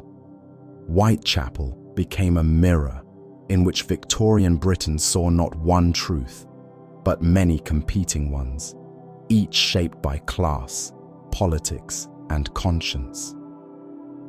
This is one reason the aftermath matters so much. The killer vanished, but the murders continued to work upon the city. They sharpened awareness of lodging house life, casual prostitution, overcrowding, and the vulnerability of women living on the margin. They also exposed how fragile the image of urban order really was. London liked to present itself as a modern capital, governed by administration, discipline, and progress. Yet in the autumn of 1888, a murderer had moved through its most crowded quarter and remained unclaimed by all that machinery. Even when the killing stopped, that humiliation did not disappear. It remained as a kind of bruise on public confidence. Then there was the question that would not go away. Had the murders truly stopped? This question haunted police, journalists, and the public alike. If one assumes the canonical 5 were killed by the same man, then Mary Jane Kelly appears to be the last certain victim. But certainty is the one thing the Whitechapel story never grants for long. Other murders occurred in the district and nearby after November 1888, and some were at least briefly considered possible Ripper crimes. The broader Whitechapel murders file includes women whose deaths have remained on the border of the story, neither securely inside it nor entirely free of its shadow. Rose Mylett was found dead in December 1888. Alice Mackenzie was killed in July 1889. Frances Coles was murdered in February 1891. Each case drew attention because the memory of the Ripper had not gone cold. Each death raised the same dreadful possibility that the killer had returned, or perhaps had never ceased at all. But the evidence in these later cases was weaker, the similarities less compelling, the methods less clearly aligned with the earlier sequence. Some officials and later writers included them, others excluded them. The result is another layer of uncertainty. Even the ending of the murders is not fully secure. Did the killer stop after Kelly? Did he alter his methods? Did he die? Was he confined? Was he imprisoned under another name for another crime? Or are later killings part of the same hidden trail, separated from the earlier ones only because history prefers a neat shape? Human beings have always been tempted by neat shapes. 5 victims, 1 autumn, 1 killer, 1 final room. It is an understandable structure, and perhaps even the likeliest one. But the deeper one goes into the aftermath, the more one feels the edges fray. Whitechapel in those years was not a closed chamber in which only one force of violence operated. Women died there under many grim conditions. Some murders were domestic, some opportunistic, some ambiguous. The Ripper case became famous partly because its pattern seemed to emerge from that surrounding disorder, but the disorder itself never disappeared. That makes the aftermath especially difficult to read. Every fresh crime looked at first like a possible continuation of the same nightmare. For the police, this meant that the case could never be put entirely to rest. Even when no arrest came, even when the momentum of public frenzy began to weaken, each suspicious death reopened the wound. Files accumulated. Old theories were reconsidered. Names returned. Senior officials formed private views or hinted at them later in memoranda and memoirs. But a private view is not a solved case. It is only a way of enduring one. What also changed in the aftermath was the emotional quality of fear. During the active months of the murders, fear was immediate and physical. It belonged to the next corner, the next yard, the next step behind you in the street. After the killing ceased, fear became more diffuse and almost more haunting. It settled into memory. It lived in what people imagined might have happened without their knowing. Was that man in the lodging house him? Was that stranger who left the district in November him? Was he local, or a traveller, or a butcher, or a clerk, or a lunatic, or someone outwardly so ordinary that no one had cause to remember him at all? Once active terror loses its object, it often becomes even harder to calm. It begins to populate the past with possibilities. The women who had been murdered, meanwhile, started to undergo the strange transformation that history imposes on the dead.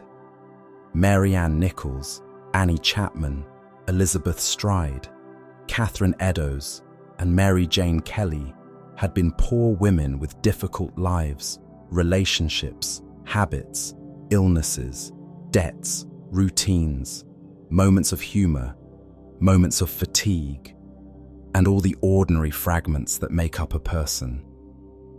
But as the case moved from immediate crisis into public memory, they were increasingly flattened into victims, names in a sequence, stations in a legend. This is one of the saddest features of the aftermath.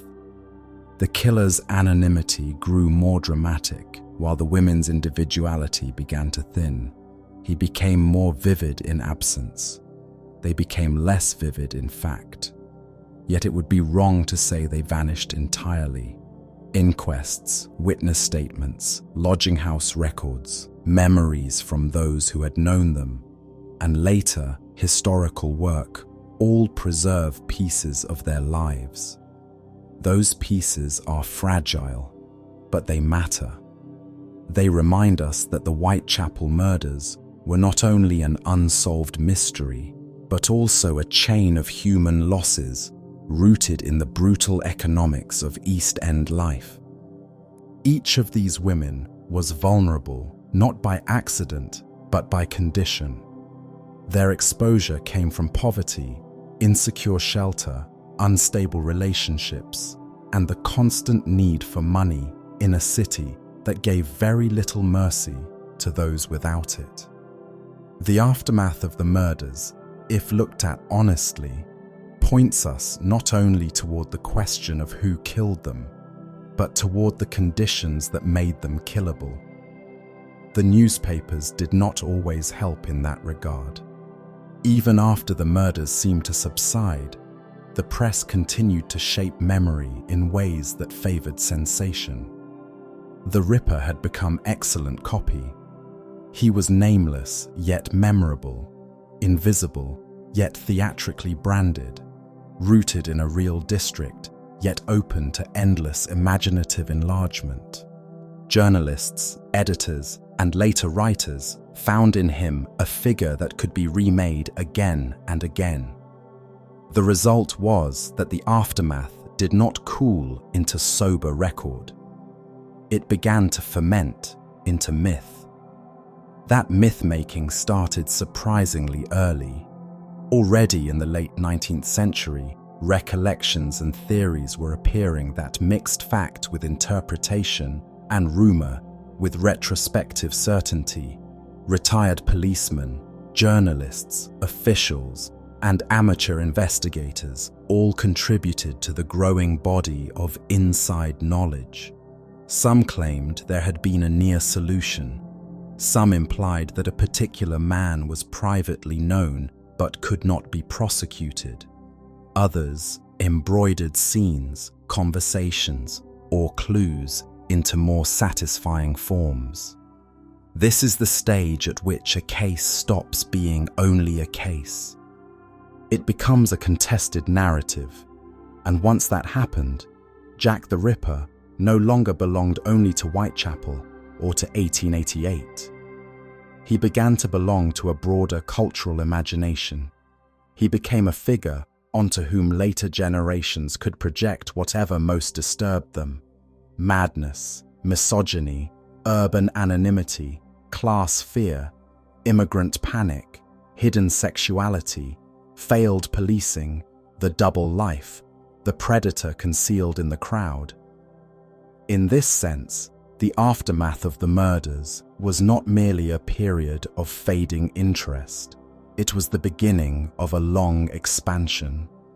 The crimes themselves had ended, or seemed to. The legend had not. The legend was just beginning to learn how to live without the killer. But in the East End, memory stayed more grounded. Streets retained their associations. Miller's Court, Hanbury Street, Mitre Square, Burner Street, Bucks Row. These were not simply names in a story, but places where people still walked, worked, rented, argued, and endured. The murders had happened in the fabric of the neighborhood. Even if outsiders turned Whitechapel into a symbol, locals would have known the more immediate truth. The terror had taken place among real doors, real windows, real paving stones. It had not been literature, it had been life. And then time, as it always does, began its slow work. New scandals came, new crimes came, new political concerns arose. London did not remain frozen in 1888, but the Ripper case resisted fading altogether because its incompleteness gave it unusual strength. Solved crimes close, at least partly. Unsolved crimes remain slightly ajar. They continue to admit speculation, reinterpretation, reinvention. Each generation can reopen them and imagine itself one step away from the answer. That is exactly what happened here. So the aftermath of the Whitechapel murders was not only the period after the killer disappeared, it was the period in which the murders ceased to belong wholly to police work and began to enter folklore, journalism, reform politics, and mass fascination. The streets fell quiet, but the case did not. It moved from the alley into the archive, from the archive into the newspaper recollection, from recollection into legend. And as it moved, something important was lost and something dangerous was gained. The immediate pain of the victim's world receded. The seductive mystery of the killer grew. By the early 1890s, the active hunt that had once consumed Whitechapel was no longer the same kind of living emergency. Yet no true ending had arrived. The murderer had left no confession, no arrest, no final identified victim that everyone agreed upon, and no clear motive that could settle the mind. He had simply receded, leaving London to wonder whether he had been a local man, a passing shadow, a madman in a brief storm of violence, or someone who stood in daylight unnoticed all along. That vanishing is what gives the aftermath its special chill. Not the blood, not the headlines, not even the name, but the fact that when the terror loosened, there was no one there to receive it. It had to fall back on the city itself. London kept the fear because it had nowhere else to put it.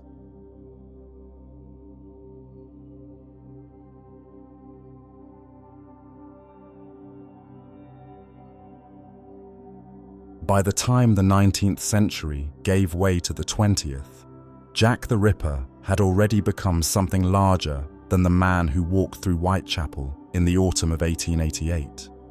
That transformation did not happen all at once. It happened in layers, slowly, as memory began to harden around certain scenes, certain names, certain streets, and around one terrible fact that never changed. He was never conclusively identified. If the murders themselves created the fear, it was the failure to solve them that made the fear endure. A killer caught can be contained within the facts of his life. A killer uncaught slips free of the ordinary limits of biography. He becomes elastic. He can be imagined and reimagined. He can be made to fit the anxieties of different generations. He can grow. And so the story of Whitechapel did not end when the killing stopped. It entered a second life. In that second life, the fog thickened, the gaslights glowed more dimly, the streets became narrower and darker in the imagination than they perhaps ever were in reality, and the unknown murderer took on the quality of a permanent shadow in the history of London.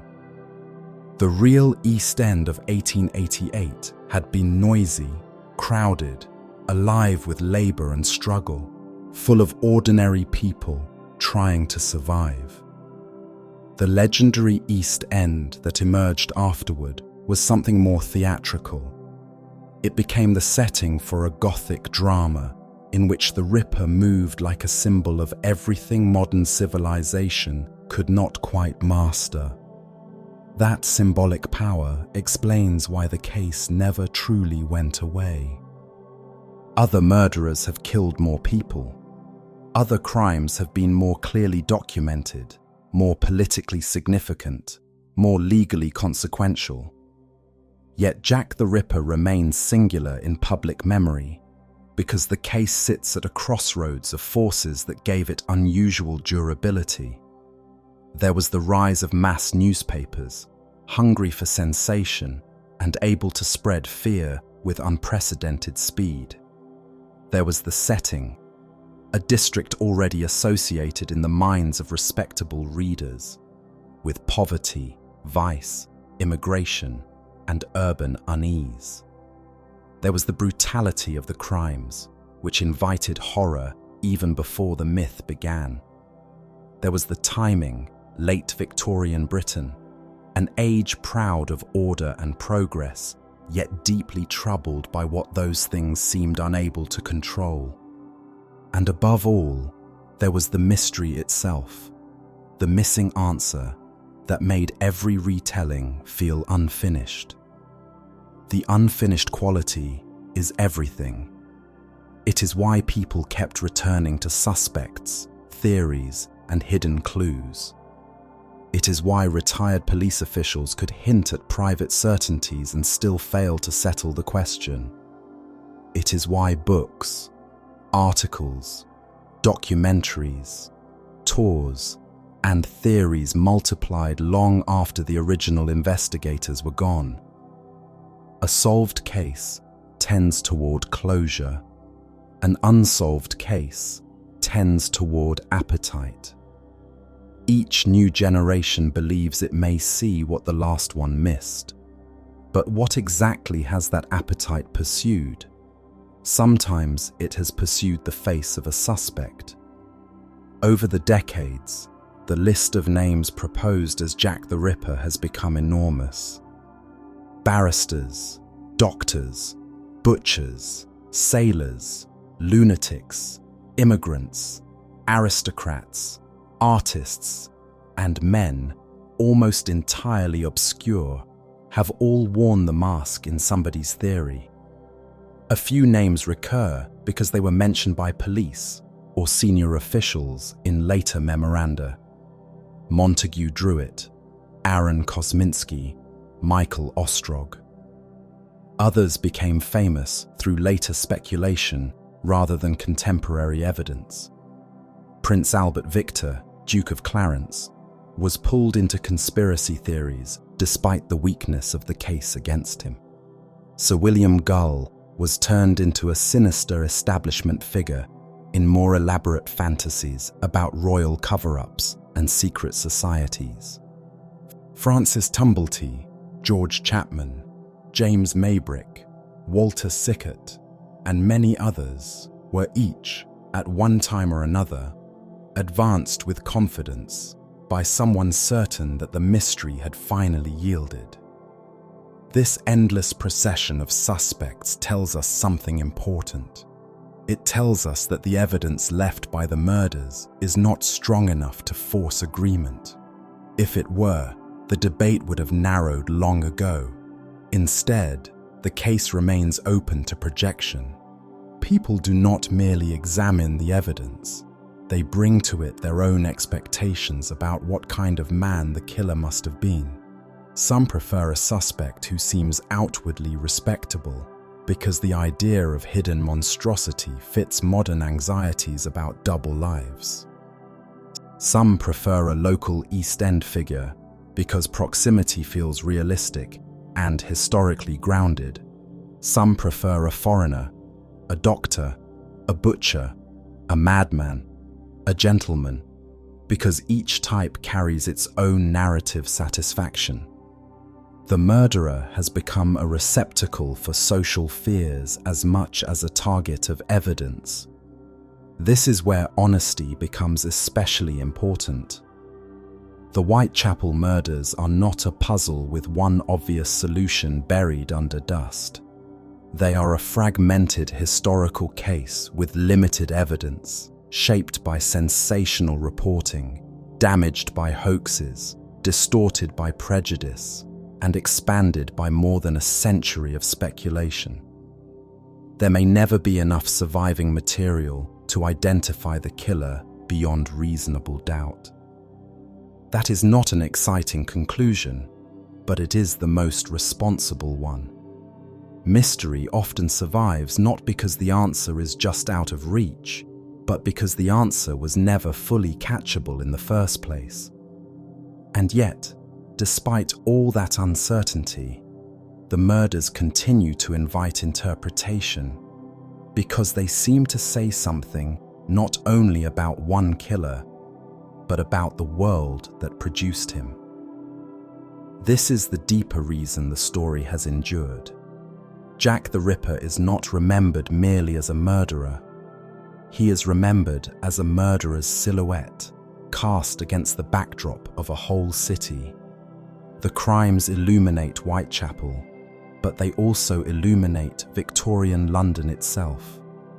They reveal the vulnerability of poor women in a society that offered them little protection and often less sympathy.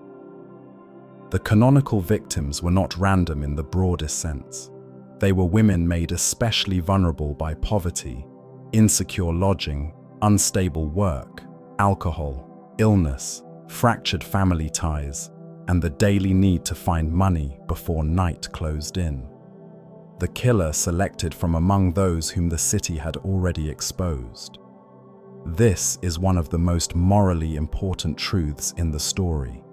The murders were not only acts of individual evil, they were also made possible by social conditions that left certain lives perilously unguarded. They reveal, too, the anxieties of a modern city coming to terms with its own size and anonymity. London in 1888 was immense, layered, and difficult to know fully, even for those who governed it. One could move between wealth and destitution in remarkably short distances.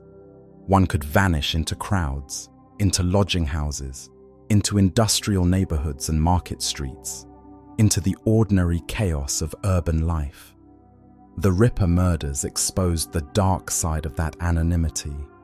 They suggested that a man could live among thousands, pass through the streets unnoticed, and kill repeatedly without being fixed in the public eye.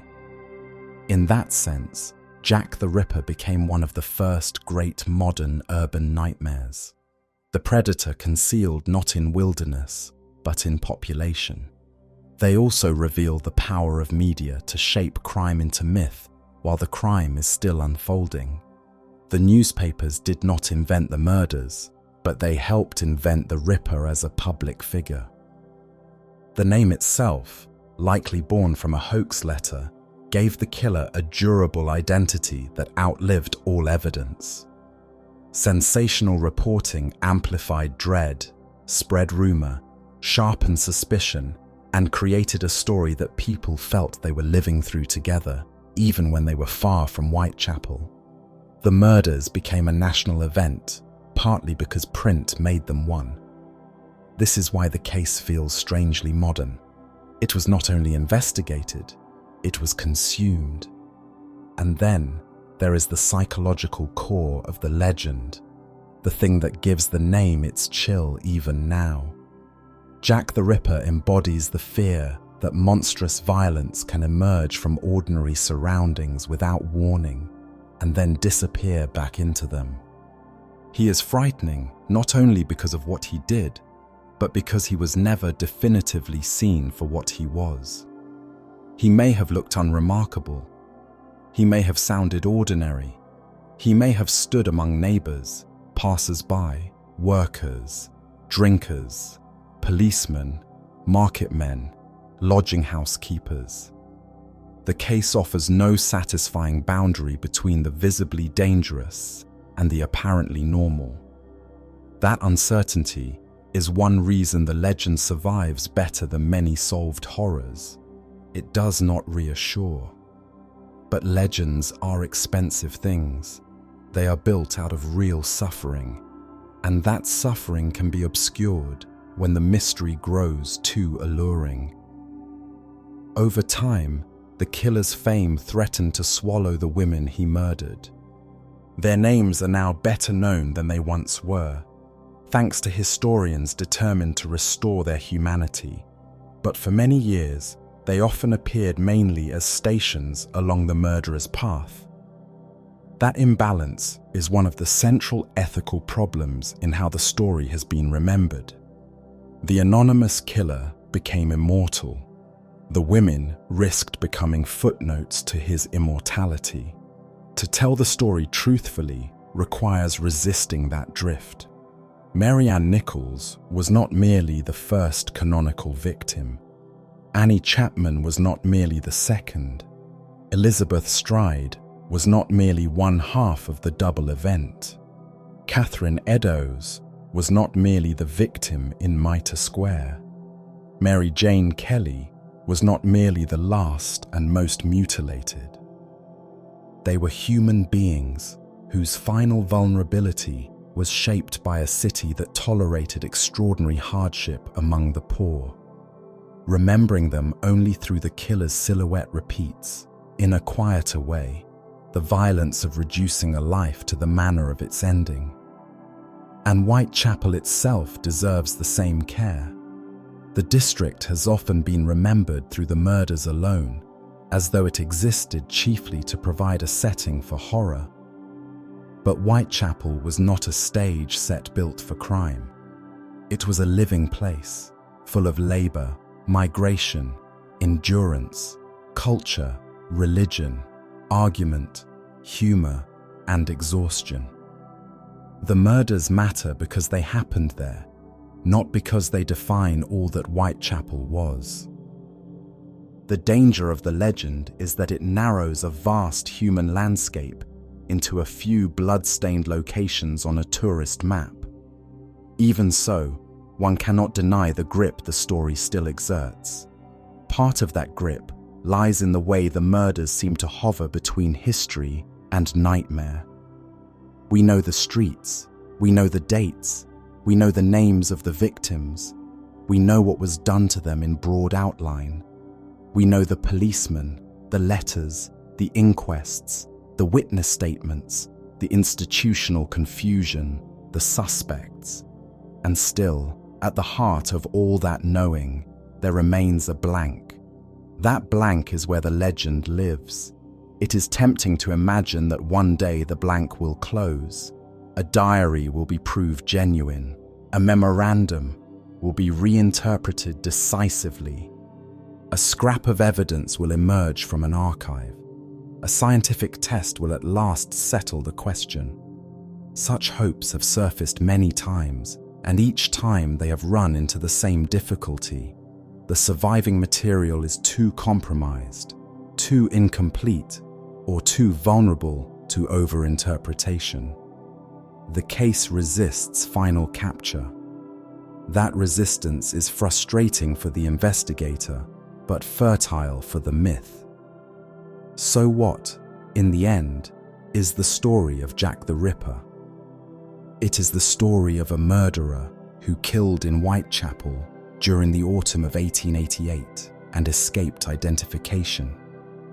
It is the story of at least 5 women whose lives ended in circumstances shaped by poverty and exposure. It is the story of a police investigation carried out with effort but crippled by the limits of its time. It is the story of a press culture capable of turning violence into national spectacle. It is the story of a great imperial capital forced to confront the misery within its own streets. It is the story of fear, not as a sudden scream alone, but as something that can settle into the stones of a city and remain there. And perhaps most of all, it is the story of how an absence can become more powerful than a presence. Jack the Ripper is famous because he was not caught, because he did not stand in a dock, because he left behind no agreed face, no settled motive, no final admission. He survives as a gap in the record and a stain in the imagination. He haunted London first as a man moving through darkness. He haunts history now as a question that never received its answer. If one listens carefully beneath all the later noise, beneath the theories, the dramatizations, the tours, the clever arguments, the suspect lists, and the endless attempts to force a name into the silence, one can still hear the older truth from which the legend rose. A city of vast wealth and terrible poverty. A district where women walked the night because they needed a few coins to sleep indoors. Streets lit by gaslight and lined with hardship. A murderer who understood how easily the forgotten could be reached. Fear spreading from one body to the next until it seemed to belong to London itself. That is why the story endures. Not because it was ever fully known, but because it exposed something too deep to be contained by a simple ending. It exposed how close civilization lives to neglect, how quickly mystery attaches itself to violence, how readily the unknown becomes immortal, and how the dead can be buried without the question ever being buried with them. And so the autumn of 1888 never entirely ends. It lingers in Whitechapel's lanes, in old reports, in faded testimony, in the name that may have begun as a hoax and became a permanent wound in cultural memory. It lingers because London remembered, because the world kept asking, and because the shadow that haunted those streets was never made to step fully into the light.